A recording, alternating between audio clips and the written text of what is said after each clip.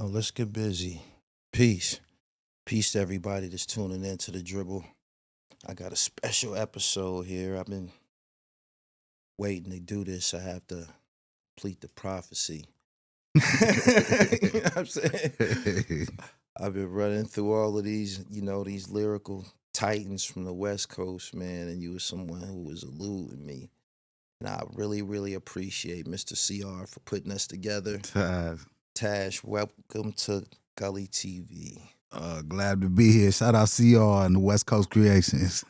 No doubt. That's my peoples. Man, I got so many questions to ask you. So how about we go? I have to say this before we begin this. The first time I ever heard of the Alcoholics, I didn't take it serious at all. I'm gonna tell you why.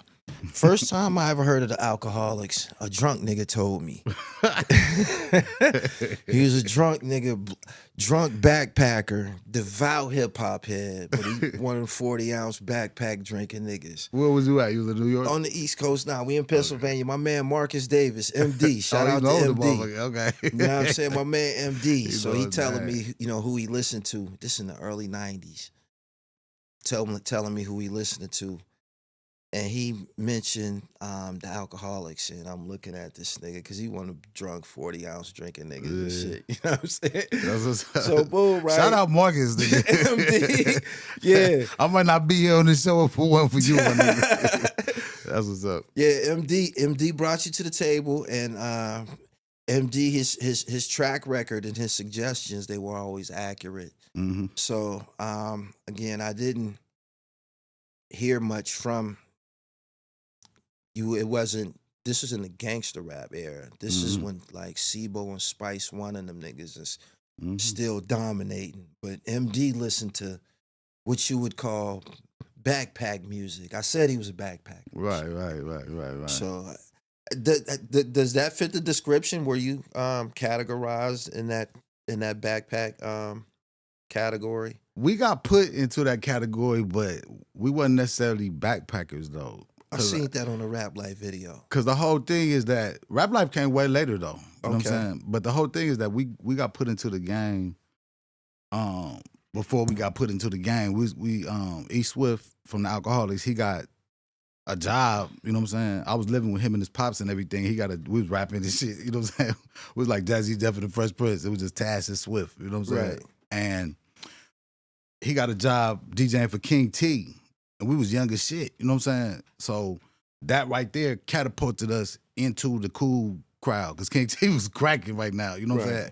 Yeah, LA, he had the whole world on fire. He was going overseas and shit. And, Ice-T kind of co-signed that whole shit. Yeah. So we was just running at an early age, just all through like, parties and So you from the King T umbrella?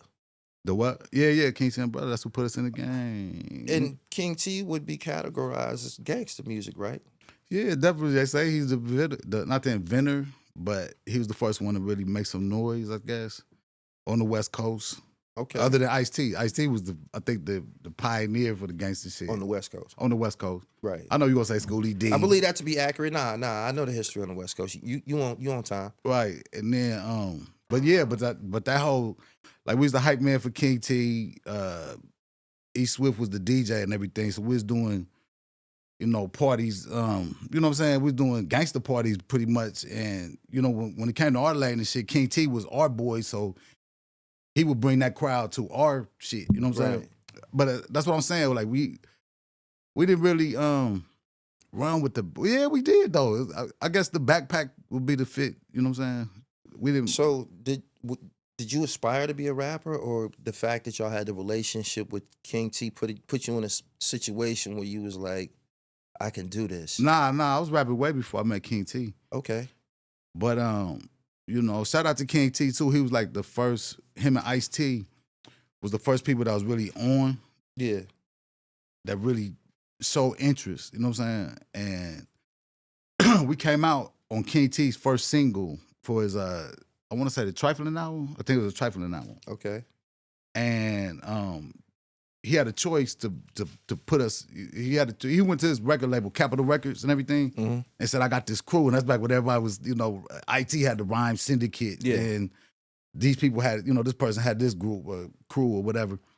And King T went to Capitol Records and said, I got this crew and they dope. And I want the first single to be with them so it brings shine to them. You know what I'm Right. saying? So that's I got it bad. So instead of him putting a spotlight on himself for the first single, he put the spotlight on the Alkaholiks, and we got a deal right after that. You know what I'm saying? With Loud, Okay. a New York-based label with Okay. Steve Rifkin and all that. So Now, how did y'all get the moniker, the Alkaholiks? How did that come into play? Very Man, it's always interesting. different stories It's to not this like shit. that Yeah. was some clever shit to say, like alcoholics, like niggas. I just told you about Marcus Davis. Right. You know what I'm saying? Yeah, Marcus So- Nah, King T came up with that. He wanted to call the group because before that, we was I don't even want to say the name. It was called ESP, the Everyday Street Poets. Okay. You know what I'm saying? Right. And we ran with that. We ain't get no action with that. Like, it was just house party rockers though. Like people knew the words of the songs and shit because we say the same shit every party. You know what I'm saying? Okay. And all this. And then like I said, King T came into the picture. And he took us under his wing, and it was from that point on, it was King T and the Alkaholiks, and then we formed the Liquid Crew, and then came, the DeForest, the Exhibits, the Mad Libs, the Loop Pack. Right. You know what I'm saying? And That's the many more. era that I got real familiar with you. By then, y'all was in magazines and shit like that. Yeah, we doing all that shit. So, what did y'all do to get signed to Loud? To get signed with Loud, I think the story goes. I know that Fabian Duvernay, we called him Fade, knew Steve Rifkin. I think he was already working at Loud because we was in the studio with this group called Madcap, and they was technically, I think, the first group that was on Loud. I think, Okay. but we went to the studio session. We knew them. That's from Pasadena. Shout out Joe and Coke and all them. And what we did was went to the studio, and Fade was at the studio. And he was telling us about this deal he got with Loud Records, or he works at Loud Records. He got this deal for Madcap and this and that. And we just played our demo in the studio. But when you in the studio, you hear it on the big ass speakers and shit. Yeah. It blew him away. And he said, man, I got to take this to the boss. And I was Steve Rifkin. Took it to Steve. And then shortly after that, I used to drink a lot. So, a lot of shit, like I always tell people I don't remember shit past Wednesday. You know what I'm saying? But I remember distinctly that we signed real quick. We met him, he heard it, and boom, it was on. Like he scooped us up, like, Was that a part of the Alkaholiks image? Drinking? I'm just that asking. was It's a the part of 40 it. ounce era and shit. Like, Yes, it was like we was like, it was all fun to us though. You know what I mean? It was Right. more like it wasn't a gimmick, but it was more like I just wanted to know, was it real? Was that? Y'all yeah, was on we that? party like the Black Beastie Boys. Okay. You know what I'm saying? That's what we did. And, we got the footage. Like, it was before cell phone cameras and shit. But Yeah. they got we coming out with this documentary, and y'all gonna trip. Like, No doubt. we drunk a lot, and it was all a part of the fans used to, they used to love us to spray beer on them and shit. Right. And, like, we had a lot of white fans. I picked up black, on all of it. we didn't do it to the wrong crowd, but no, we did it to everybody. Now think about it, we sprayed beer. Yep. What year was that y'all got signed to Loud? I think our first record came out in '93, so probably '92. Cause it was real quick. It was like real quick. We signed, boom, then So y'all was there before Wu Tang Clan? right before. Right before the Wu? It felt like it was the same time period because it was so quick. You know what I'm saying? It was like we was gearing up for our first release or whatever it was. Right. And then they signed them, and then that's what we got familiar with us because they put us on a like we was all just brand new to the game. You know what I'm saying? So they put us on this bullshit, like they call it a promotional tour. Right. So you going out for like 30 dates and you ain't getting paid for nothing. You ain't getting paid for no dates. All you can do is sell merch and hustle and shit. And do features and shit. But they put us in the Wu Tang Clan on the same tour. So that was their first tour, I believe, and that was our first tour. So, we got to know them dudes real, Yeah. I knew all about the Method Man working at Statue of Liberty and shit way before the documentary and all that. Right. But, shout out to the Wu Tang, because I ain't gonna lie to you, like they considered now as, like, would you say the biggest group ever? Yeah, I would agree with that. Yeah. And I watched it from us freestyling in the back of the van to, you know what I'm saying, to where they at now. And Right. shit. And that's what shot them out, man. Like, Cool When you dude. first encountered them, and y'all got wind that y'all was label mates with a rap group that had 10 members, was that I heard the demo, so I was already a fan. You know what I'm saying? right? Like I just said, it's gotta, I just tripped because there was so many of them. But the dope part is that everybody sounded different. Like it wasn't Yeah. like like some groups that you could tell they hang around a lot. You know what I'm saying? Yeah. Like not like that, but like EPMD. You know what I'm saying? It's cohesive because they rap similar. You know what I'm saying? Not the same, but similar. Right. But they was all different. You had Old Dirty. That was the craziest shit we ever heard. At the time, that was the craziest shit we ever heard. And it just it skyrocketed. It was like they was out the gate. They was popping. You know what I'm saying? Right. Even on the tours and shit like that, they had to figure some shit out because early on, Yeah. it was 10 of them and there's only like 3 mics on the stage, so they had to figure out who to pass the shit to with all this. Okay. But it was definitely an experience, man. It was dope though. Just I was there. That's what tripped me out. Right. I'm like the Forrest Gump of this shit, man.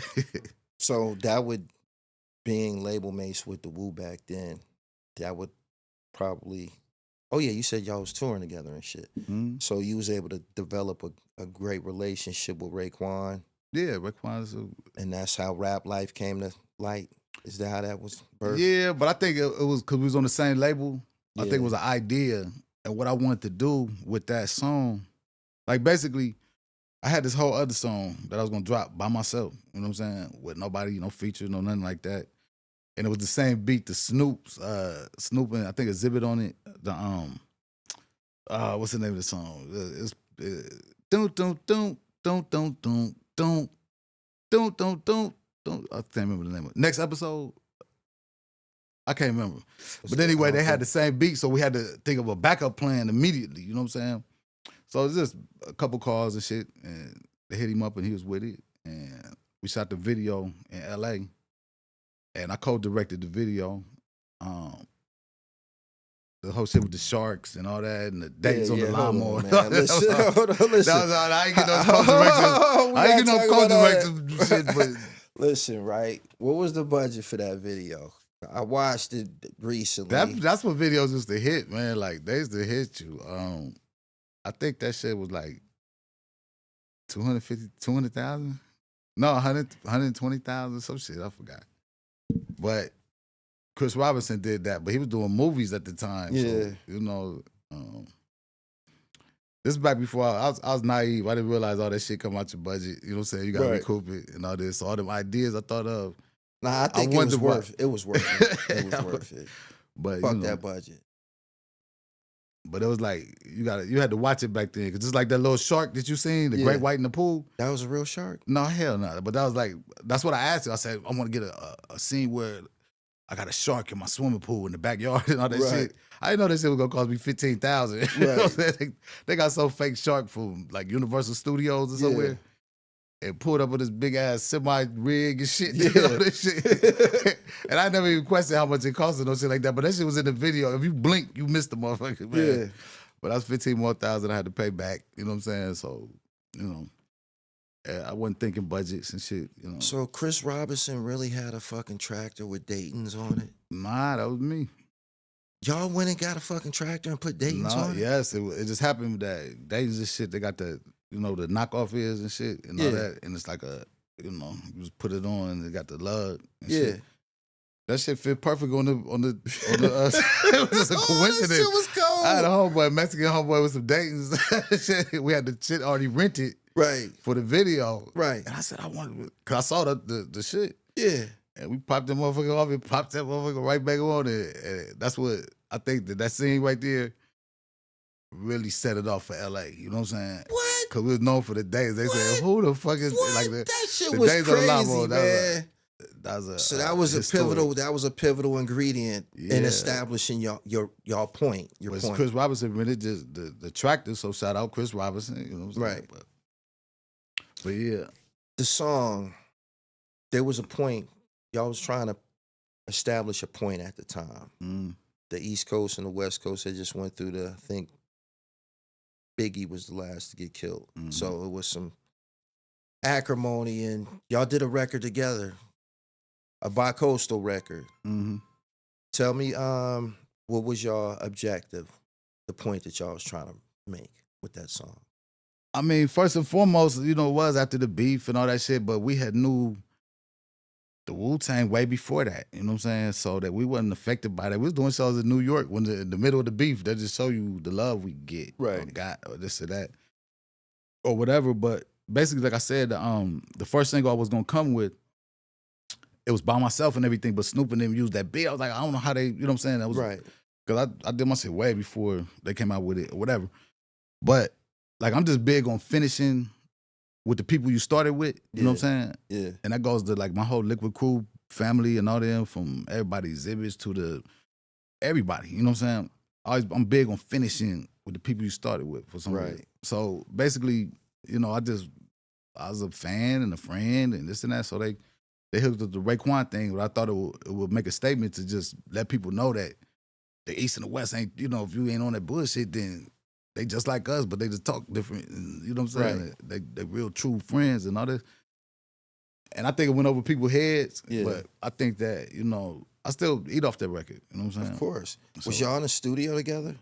Nah, not that one. We did it at the same studio, but either he had to go on tour Yeah. or I did. Yeah. So I don't remember if I heard it. No, because I had did it in the studio, and I did the whole song without nobody. You know what I'm saying? Right. And then when we thought about doing it with Raekwon, he's like, they'd be perfect for this one. Then we sent it to him with no hook Yeah. and a blank spot, and that's what he came with. And it just So, worked like that. of course, it was your song, so he sent his vocals back. He did them in the same studio I did, I think. Right. So you got a chance to hear before they constructed the song and shit. So Mhm. when he goes into that Eddie Bauer, Rockwaller. He's still confused. Hey, yo, I'm still confused. Nah, he went crazy, He man. snapped on it. He He went snapped on it. crazy. What you got the right He be using the big behind words, that. man. Like you, my man, you kept up. I hope I'm not offending you, but it was like, at the time, I said that Marcus Davis introduced me to the Alkaholiks. Mhm. I wasn't familiar with the members. Mhm. You know what I'm saying? So, Rap Life was a music video that was that shit was on MTV Mhm. at the time. That shit was on MTV. It wasn't just on the Rap City Countdown and shit. That shit was on MTV, so it was getting a lot of play. And again, we was familiar with who Raekwon was, so Mhm. we listened to a motherfucking MC from California that's just going crazy. And there's a stereotypical image that's been attached to the California MC, Mhm. in my opinion. When you from the East Coast, some people might look at the California MC as a nigga that's gonna have on some Dickies, some Chucks, some cornrows and shit like that. Whereas when you did Rap Life, you didn't rap like the rest of you didn't rap like MCA, you didn't rap like Ice Cube, you didn't rap like any of those guys that was out at the time and shit. You rapped like a East Coast lyricist. You know what I'm You saying? can't say that because Is that I know niggas don't be liking to hear the that. West Coast man. has lyricists. Y'all just ain't Right. heard them, man. I'm just Right. trying to tell you. It's like people think LA has one sound, but there's so many different sounds. Like I could name a bunch of people right now that don't rap the typical. I mean, not typical, but they don't.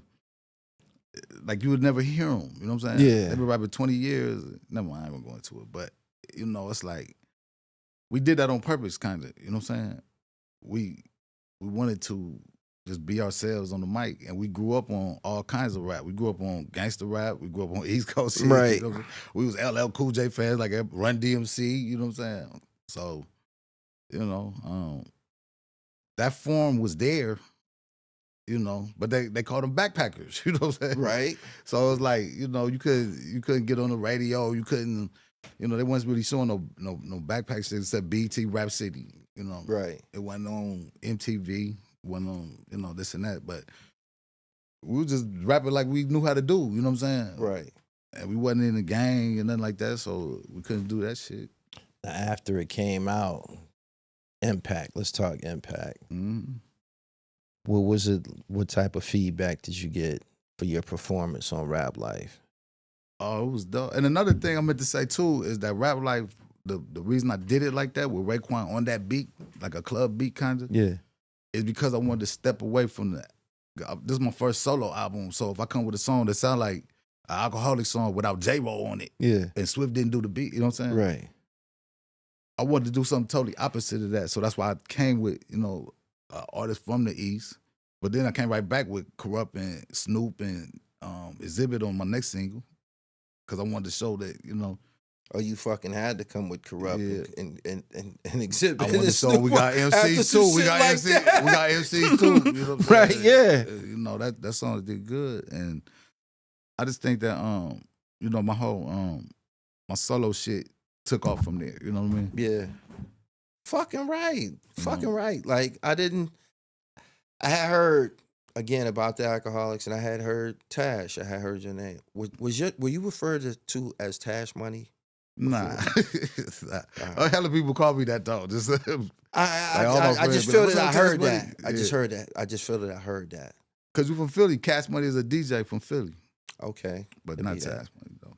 All right. So how did the radio in California treat Rap Life? Did it get spins on it? Nah, man, they didn't jump on it. I didn't understand that neither, because I knew the DJs. I don't know if it was the payola or whatever That was a jiggy I don't know what the fuck was going on, but I was like, damn, they even spinning their hometown hero right now. So that's why they I still I kept an underground reputation, I guess. Right. I could still, I just kick it with Sean Price a lot. All these MCs. That record meant a lot, man. That record meant a lot. That was very high profile. I mean, like, Planet Asia didn't get that opportunity. Razcast didn't get that opportunity. Like, it was certain dudes that didn't get that. That was Raz was cracking. I mean, Raz. Nah, he was popping, but he didn't get to trade. He didn't get to do the Run DMC shit with Raekwon. Like, y'all did the. Y'all was boogieing, man. My Liquid Crew, we made a killing. We got 3 albums, got the whole world dancing on the ceiling.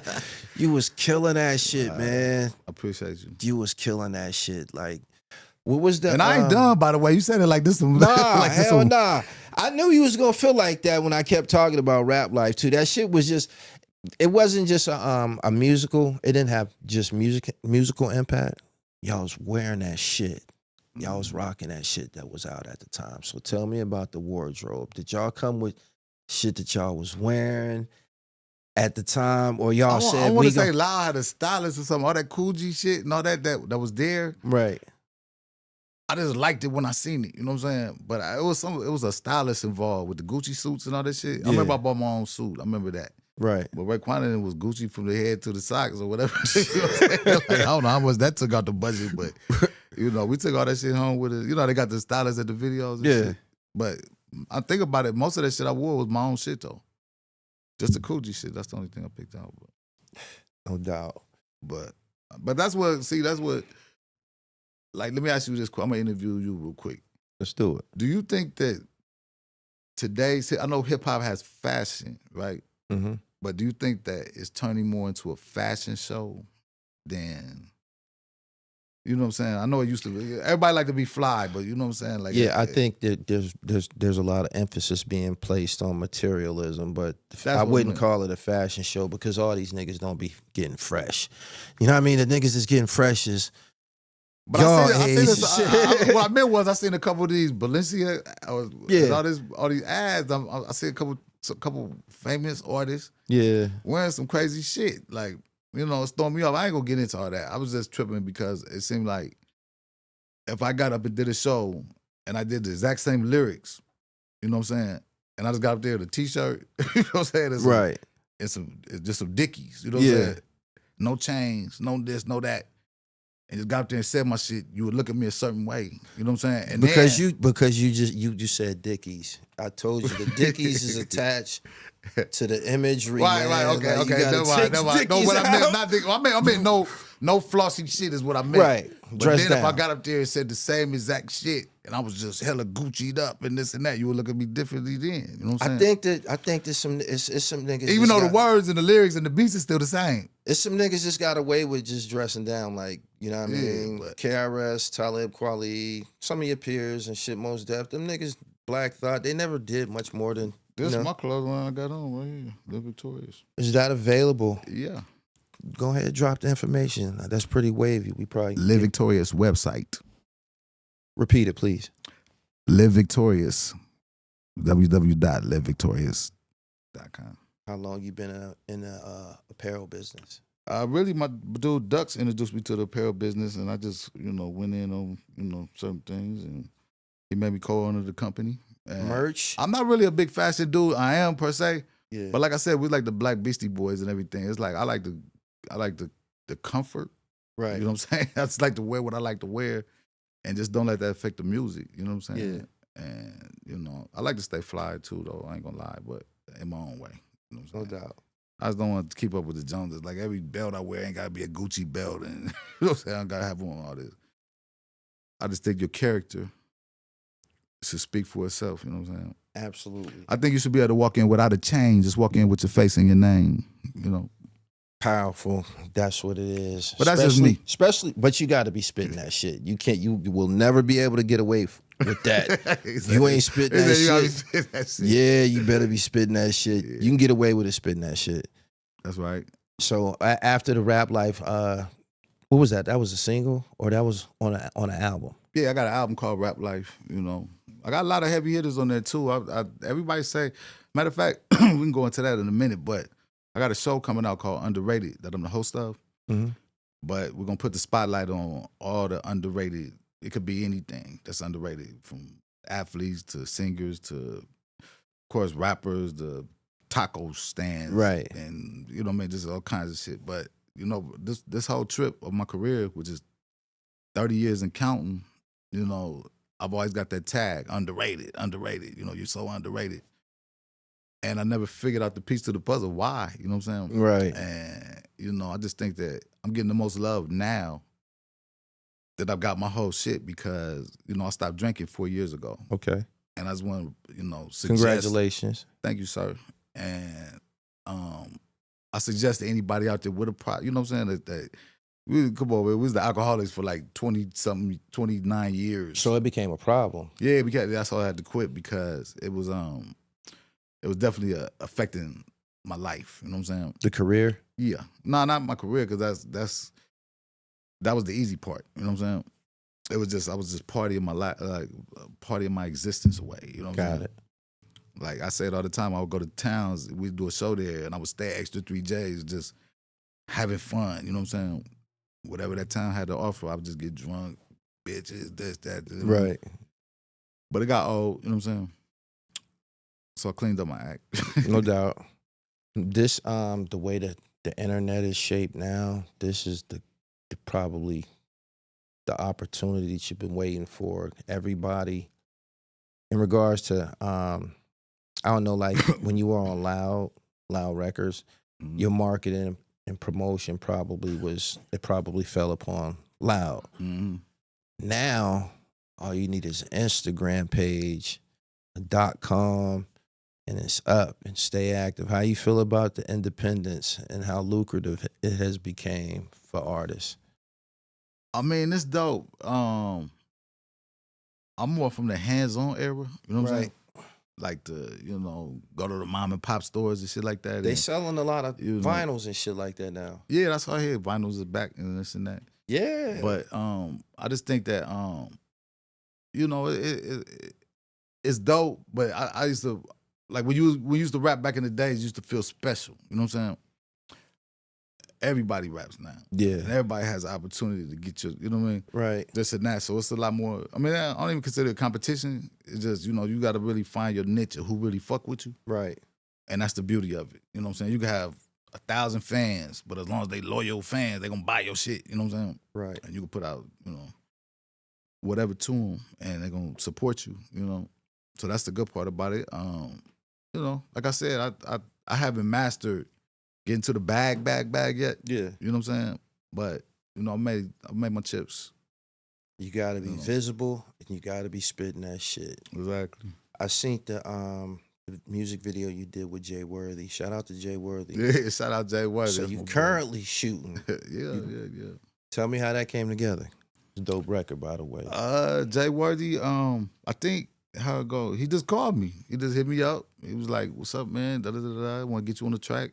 Yeah. And I think it. I don't know if it has something to do with the 50-year hip hop or not. Nah, I'm gonna tell you what it is. I'm gonna be, because you seem like you in the dark about it. There's a new body of hip hop, and they are fueling the hip hop and the creative energy in hip hop.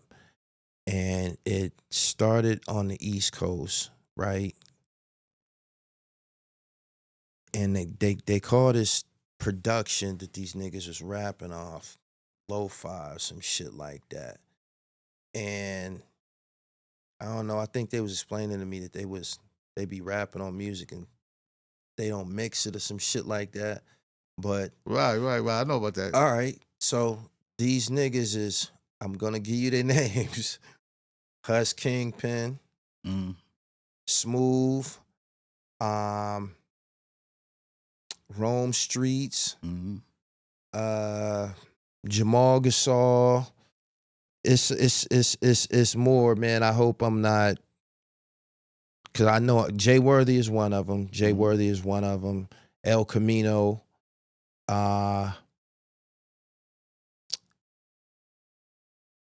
Knowledge the Pirate. Rock Marcy. You hearing these names? Shout out Rock Marcy. Rock, you hearing these names now? They say that Rock Marcy is 100% responsible for this. What's going on right now? You got to include Alchemist too. You naming these people, you've worked with these people, but I'm just telling you that your peers, they've rediscovered their dribble. They've made it where you don't have to change. You know how maybe your generation watched music turn into a few different things, auto-tune, and do trends. Music went through trends. And y'all might have said to yourself, well, what we doing ain't popping no more. It's not lucrative anymore. Y'all might have thought that or embraced that idea, but it's not.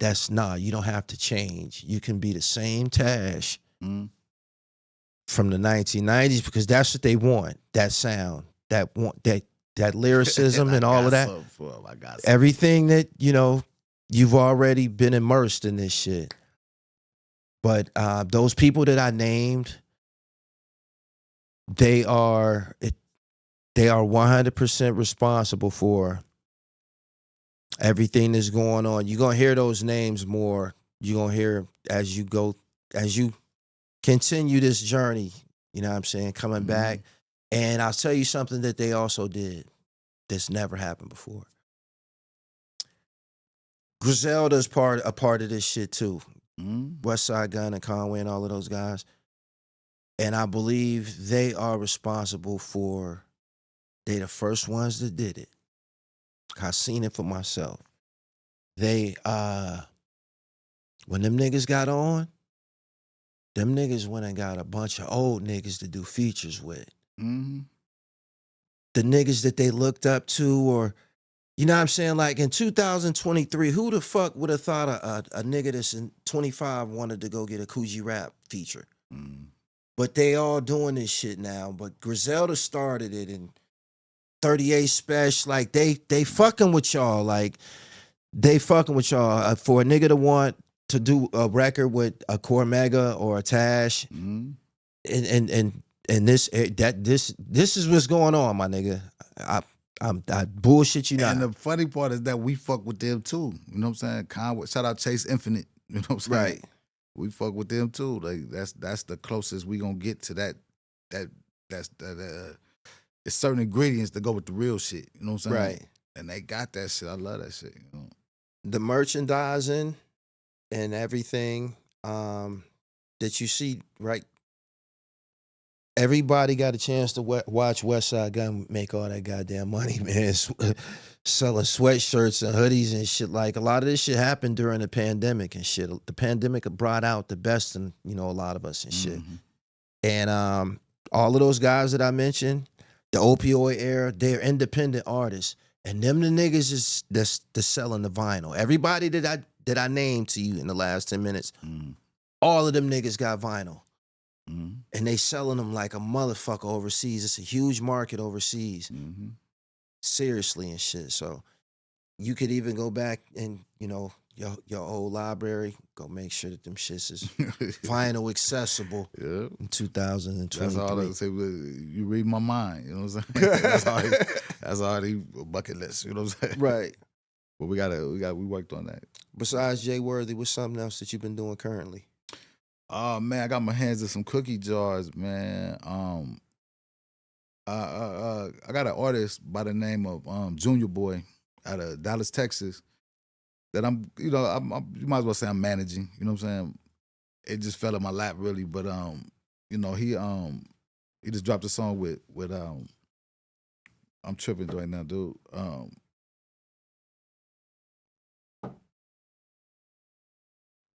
With Roddy Ricch, dude. I'm sitting there tripping, dude. Junior Boy just dropped a record with Roddy Ricch and everything that's doing good. Shout out to Corrupt. He signed with Corrupt on Pentagon Records. Okay. So I've been bouncing around the country with him. I've been doing skits with my man over here, Tone and Leah. You heard Tone and Leah? I'm a big fan of Tone. We gonna speak. Yeah. So he's schooling me on this internet game and everything. But shout out to Tone. But I got a whole bunch of shit going on. I got a Smokeaholics brand weed. Yeah.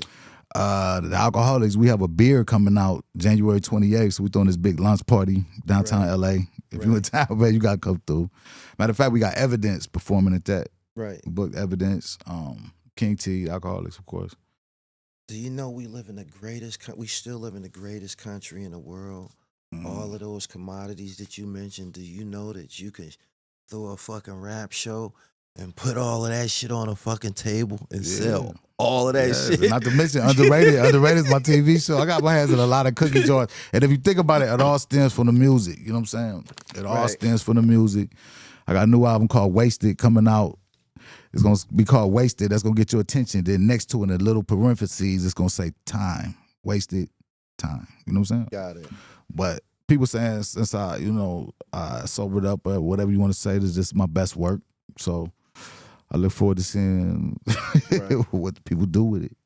I see you did a Drink Champs episode. I checked it out. Yeah.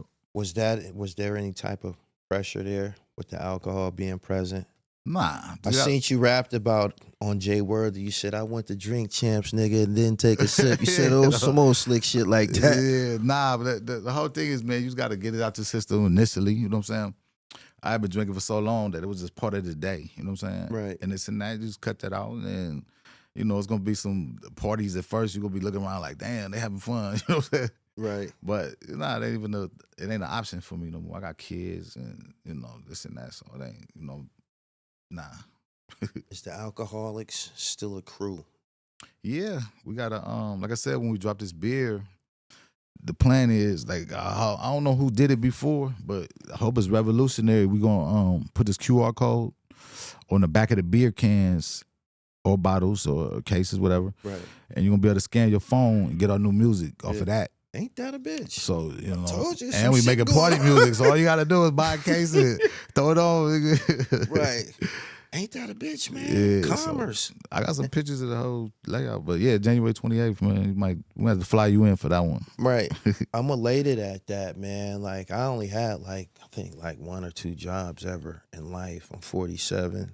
Really probably one or two jobs and shit. Mm. But thanks to this culture of hip hop and shit, I'm able to independently make a living and shit, especially with that merchandise, the merchandising game. It's time to bring it all out. Yeah, I got a website coming. You're going to be able to get all my shit on one website. You know what I mean? From the music to the task trays. I'm going to have task trays. It's an ashtray with my face on it. Right. It's all that, man. It's coming. It's coming. Is there are you how you feel about ageism in hip hop? I know that you addressed it on a Jay Worthy record. You said something about Nifty at 50 or something like Yeah. that. Still niggas giving work. Yeah, I'm over 50 years old, and I look at it like, you know what I'm saying. Basically, man, like you know when God put you here to do something, you know what I mean. Like I don't feel weaker or lesser or older or nothing like that. I just feel like when we get done with this, I'm gonna play you my new shit. You know what I'm saying? Then you tell me. You know what I'm saying? But if God give you a gift, you supposed to use it. You know what I'm saying? So I look at it like I just make my shit now for the people that want to hear it. You know what I'm saying? Like I ain't trying to be the biggest pop star and all this other shit. I just want to get my hardcore and this, motherfuckers that like to bump my shit, you know what I'm saying, and this and that. And like I said, I branched off in so much other shit now that the music is a part of it. You know what I'm saying? Like I would look stupid selling clothes if music wasn't a part of the, you know what I'm saying, the brand. Right. So I got commercials coming out, with like hard ass commercials though, with the shit on and all this. Let me ask you a question. Were you comfortable becoming the face of the Alcoholics? Like Yuck Mouth is in a similar situation. I asked him about that. I mean, even though it's shout out to my nigga Yuck.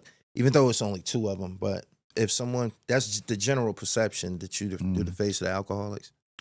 I mean, if that's what they want to say, that's cool. But I'm not. You know what I'm saying? It wasn't by choice. It's just, my cousin E Swift. He the head sound manager of the hotels, the big ass concerts like Celine Dion and WrestleMania and all this shit. Right. So he pretty much got a job. Like he the head of this shit. So he ain't just sitting around being a musician no more. You know what I'm saying? Once niggas get straight, they like, fuck the music, huh? Right. I mean, I don't know what you call it. But then J-Roll, that's my other party. He moved to Arizona, but he just had a new baby, and he got another one on the way the day of the of the beer launch and everything. So he out there doing it. He just laying low, just, take care of family and doing his thing. So I'm the one that's out there, still yelling it. But, but like I said, I got a solo album coming out. So until we gonna put the Alkaholiks music on the beer. Yeah. You know what I'm saying? And we stay doing shows and you know what I'm saying? That don't go nowhere. Every year we stay booked, you know what I'm saying? Shit, man, it's time for a solo album, Yeah. So that's what I'm focusing on right now, and, getting this beer off the ground. How many projects did the Alkaholiks do? Including all the mixtapes and shit? Yeah. I never counted, but we did 7 albums recorded professionally on labels and shit. Yeah, that's what I was asking. Yeah, we did 7 of them. 7? Mm-hmm. Out of those 7, which one would you consider to be y'all Reasonable Doubt or y'all Illmatic? I mean, you let other people tell it. The first one's always the baby. That's always the classic. You know what I'm saying? No doubt. That's always the one people gravitate to. We still eat off that album. Like, did the first one set the bar? Was it something that y'all had to, Yeah, but even I like other albums better than that one. You know what I'm saying? Yeah. And it kind of don't matter. It do, but it's kind of like they all my babies. You know what I'm saying? So even though if you got an ugly kid, you know what I'm saying, like you don't tell them that. You know what I'm saying? But I think that our best body of work was probably Liquidation. Okay. Yeah. As far as just like you ain't never heard no West Coast shit like this. You know what I'm saying? Right. And I think it was a good thing that we sounded like we did, because that's what got us attention in LA. LA is like a metropolis, so it's like it's like a rap race when it comes to hip hop. Everybody rap. You know what I'm saying? You said you ain't never heard no West Coast shit like this. Was that when it came out? Mm-hmm. Was that everybody's like? Yeah, oh. yeah. Cause I want to say that was our demo. Yeah, it was our demo and shit. So we had played the demo for a lot of people, and they was like, "Damn, there's some shit right here. Like this is some good." Like they was telling us what we had was different. But I think that's why everybody thought we was from New York. You know what I'm saying? We came out, everybody thought we was from New York. Right. LA people thought we was from New York. Right. But it was a trip. I was like, we say LA every other bar. If you really listen, like we talking about LA shit. Yeah, you rap. You do. And it's a trip because like 21 and over, like that was our demo, and we went to the big studio to record it. Yeah. And I think we recorded it real quick, and then the rest of the shit was just like listening sessions and shit. We would just be up there, you know what I'm saying, bumping our shit on the label's dime, you know what I'm saying? Right. We invite all these people up, like, come in. We just turn it into a party and shit. And, Right.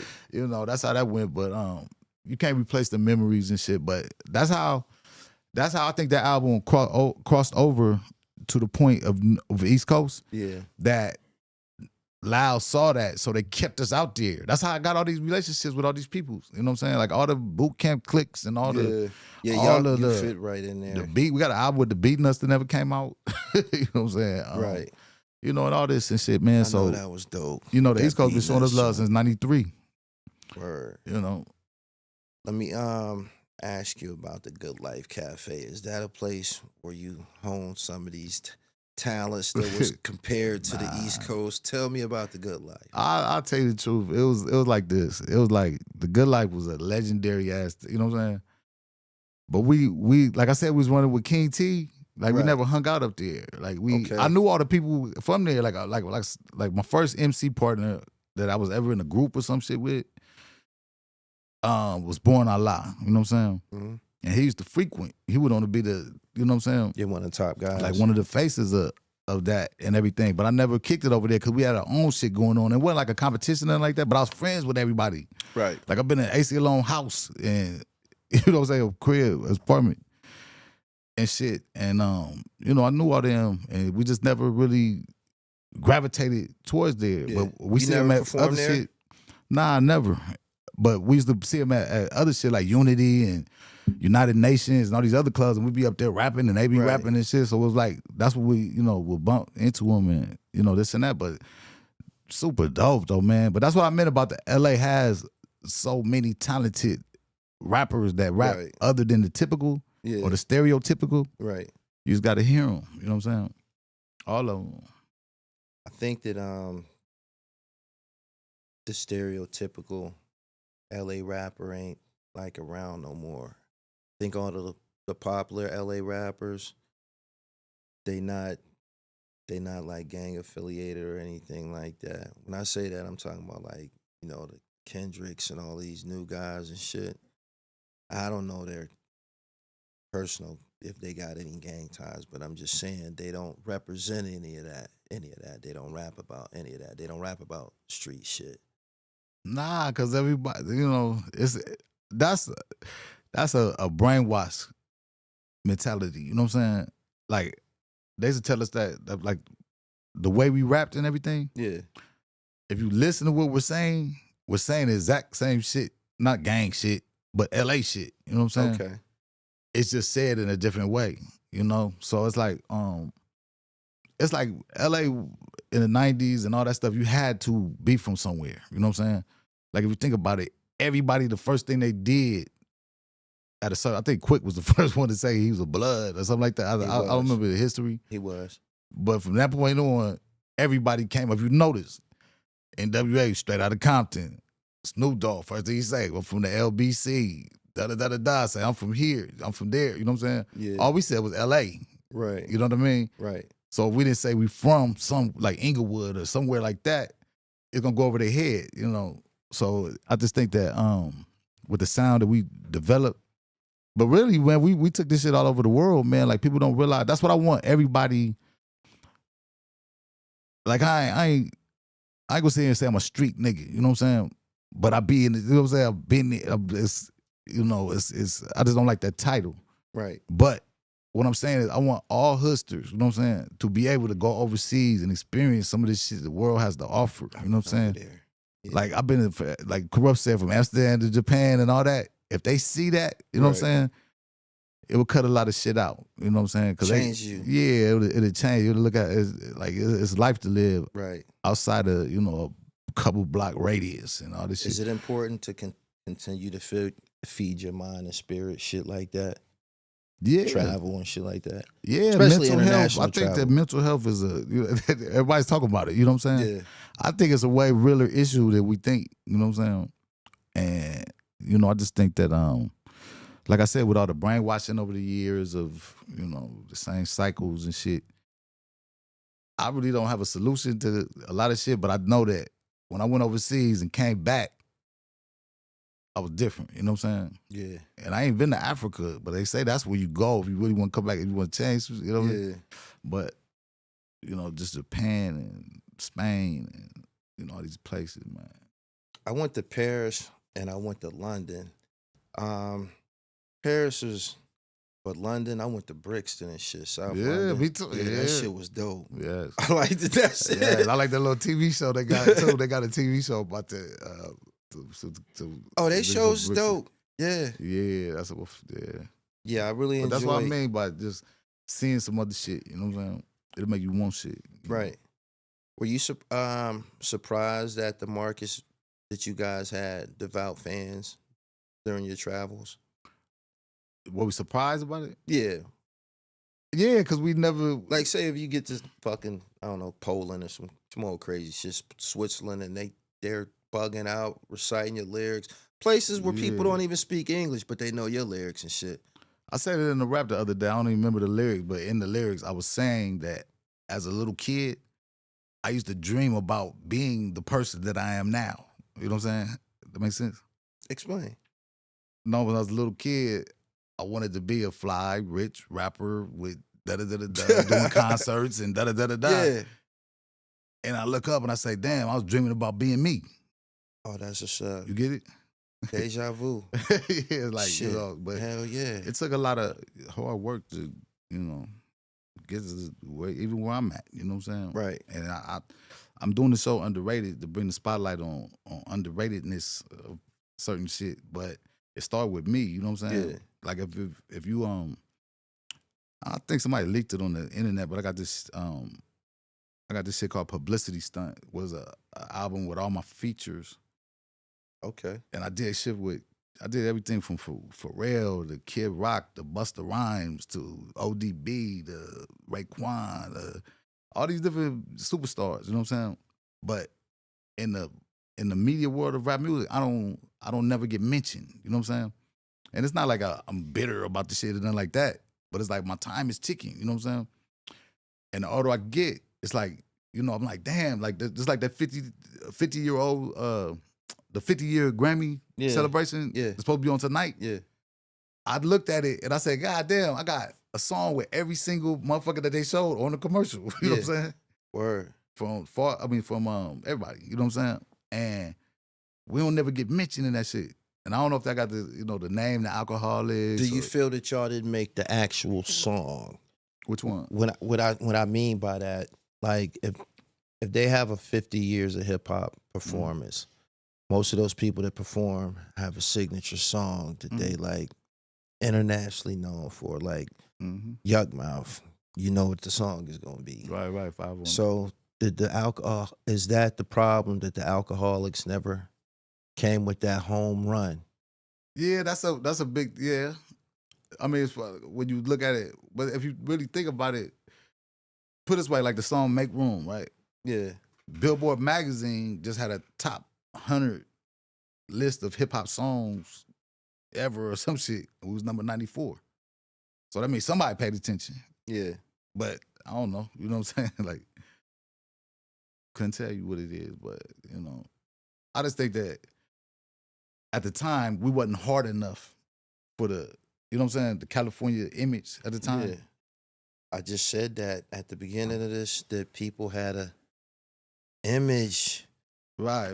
That they had in I their thought mind. You were drunk. Nah, they had an actual image of what a California MC, I guess, was supposed to look like. And we was none of the above. We wore Dickies and shit. You know what I'm saying? But we wore that off camera. You know what I'm saying? Yeah.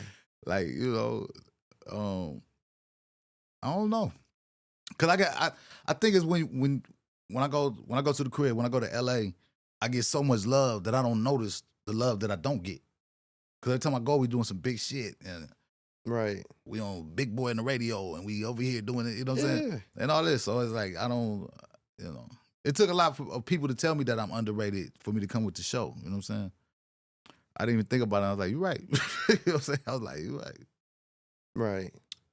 Got to continue to. I'm just saying my piece though. I ain't bragging. I'm just, I just want a legacy for my kids to look up to. Right. You are you prepared to fertilize that legacy? Because you said you still got something in the chamber. You ready to get busy? You ready to add to that? Hell no, don't ask me to rap. I'm high as shit right now, man. Don't do that. I knew you was setting me up for that. But they gotta edit this out. Edit it out. I mean, When we was because smoking, you we wrote it. essentially what you're saying right now is that you want the recognition, you want your fucking props and shit. But I'm telling you, I'm gonna get it though. But I'm right just high as now, shit, man. this moment now, there's nothing like the present moment. Are you ready to go in there and, you know what I'm saying, perform? You talking about right this second? Man, this Nigga, put era, this generation, 2023, 2024, like when Coogee Rap's moment came again. Yeah, but you ain't gotta say all that. I'm just high as fuck. And I didn't know you was gonna put me on blast like that. But Oh man, this is Gully TV. They are expecting me to ask you certain questions. So I'm glad that you know we got a chance to sit down tonight and I can ask you this. But are you prepared, man? Are you ready? Because some guys, when their moment came again, yeah, they couldn't keep up. They man, couldn't. I'm proving myself to nobody. I got 30 years of proof, my nigga. You know what I'm saying? But if you want me to kick a rap, I kick a rap though. But this ain't. Nah, you don't have to go that far, but I'll take it. Oh, I thought this was just getting that. I thought you was talking about freestyling right now. Not that. But just this generation, this internet era. Are you ready? Are you feel that you know what I'm saying? Are you ready to compete? Yes, but my whole thing is this. What I want to do with my whole shit is build a cult following. You know what I'm saying? So the dude, the 19-year-old with the booty song and shit, that ain't really my competition. You know what I'm saying? My competition is I better be better tomorrow than I was yesterday. You know what I'm saying? Talk heavy. So my competition is myself. Talk heavy. And if I get out the bed lazy and don't get up ready to, you know, like I said, I got my hands in a lot of cookie jars and it all stem from the music. So I'm not gonna let you down on my end. You know what I'm saying? I need people to support. You know what I'm saying? You know, and it's a blessing. My brother called me out of nowhere. He called me out of nowhere to do this, but that's what I'm saying about one hand wash the other one. You know what I'm saying? This gonna bring some new people that never heard of the Alkaholiks or Tash or none of that before. And this is, you know, I've been watching you for years though. You know what I'm saying? That's incredible. So, you know, we come together like, you know what? Okay, so well, this is the fourth quarter, 2024. What can these people expect from you? Well, shoot, 2024, we're gonna start off with a bang on we're doing the beer competition. I mean, not the beer competition, I'm tripping. We're launching a beer on the 28th of January.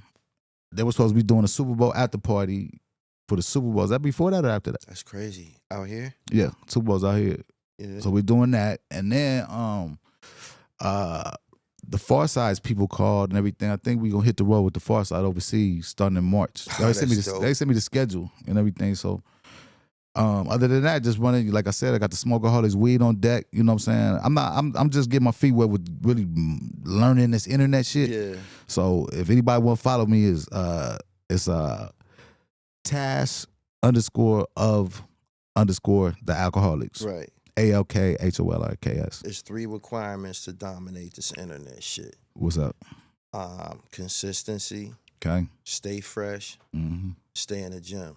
Stay in the gym. Yeah, you do those 3 things, you'll be looking better than the rest of these niggas. Okay, well I'm in my 50s, so but the other thing I can't say this. I walk at least 3 miles a day every day. I go to the track right next to my house and get it in. No doubt. How long have you been in sobriety? It'll be 4 years coming up in March. And I appreciate everybody that just, you know, shake my hand and be my friend and, you know, tell me good job and everything. You know, to anybody that in my past that I have done some dumb shit to, you know what I'm saying? Right. I apologize again. I can't think of nothing off the top of the head, but yeah, man, it's been good, man. A lot of good shit been happening. I encourage anybody to follow in my footsteps.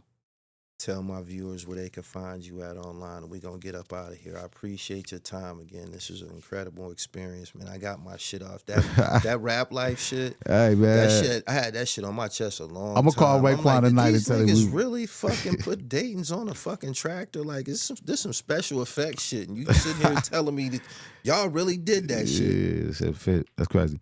But you can check me, like I said, man. Check me out on IG, man, at Tash of the Alkaholiks. You got to put Tash and underscore. For some reason, that's how it is. And like I said, anything that you see on my IG and everything, that's pretty much what I got up next. You know what I'm saying? We in Vegas and everything. Shout out Antonio Pierce, the head coach of the Raiders. That's the homie and shit. And just, I feel blessed, man. So, I'm gonna leave it at that. Appreciate you, man. I just have to add this before we get up out of here. You was really about to give me some bars, man. I like that. You was prepared to iron some shit out up in this motherfucker. I'm about to start yelling about this. You was so good. I was like, dude, this nigga gonna ask me to yell in the middle of this shit. Okay. I only got one more. Let's go. If you tune in to me, you watching Gully TV. Tash, it's been a pleasure. I'm up out of here, man. Hey, man. Thank you, sir. Continue success in all your endeavors. Yes, sir. Shout out to Quan. I appreciate you for having me, G. All right.